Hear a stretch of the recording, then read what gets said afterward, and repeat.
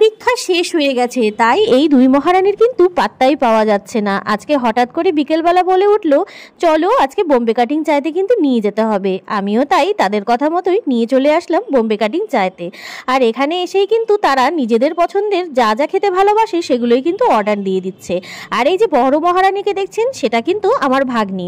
তো তারা দুজনেই কিন্তু এখন ছুটি কাটাতে ব্যস্ত। সবার প্রথমেই কিন্তু তারা নিয়ে আসলো এলাইচি চা। বাড়িতে কিন্তু দুধও ঠিক মতন খাওয়ানো যায় না, কিন্তু রেস্টুরেন্টে আসলে কিন্তু তাদের চাটা খেতে হবে, কারণ এখানকার চাটা কিন্তু খুব টেস্টি হয়। এই দেখো দুজনে পোজ দেওয়াতে ব্যস্ত, একজন চা নিয়ে আর একজন বোতল নিয়ে।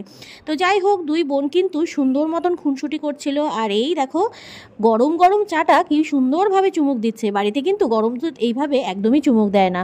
আর এখানে কিন্তু চলে এসেছে মোমো। আর মোমো দেখেই দেখো, মানে যখনই ক্যামেরা অন করছি তখনই দুজনের পোজ দেওয়া কিন্তু শেষ হচ্ছে না। এই দেখো মুখে কিন্তু পুড়ে নিল ছোটটা গরম গরম মোমো। আর দেখো এক্সপ্রেশন দিয়েই কিন্তু তোমরা বুঝে ফেললে যে মোমোটা কিন্তু ভীষণই টেস্টি হয়েছে। এবার কিন্তু তারা নিয়ে আসলো ভেজ স্যান্ডউইচ। আজকে কিন্তু আমার পছন্দের কোনো খাবার এরা খেলো না, তাই নিজেরাই যা অর্ডার দিয়েছে আমিও সেটাতে সায় দিয়ে তাদেরকে কিনে দিলাম। কেননা পড়াশোনা এত ব্যস্ত থাকে, তারা তো খেলারও সময় পায় না।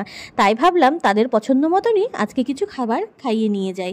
এই যে ফ্রেঞ্চ ফ্রাই, আর এটা কিন্তু এই ছোট মহারানীর ভীষণই পছন্দের একটা খাবার।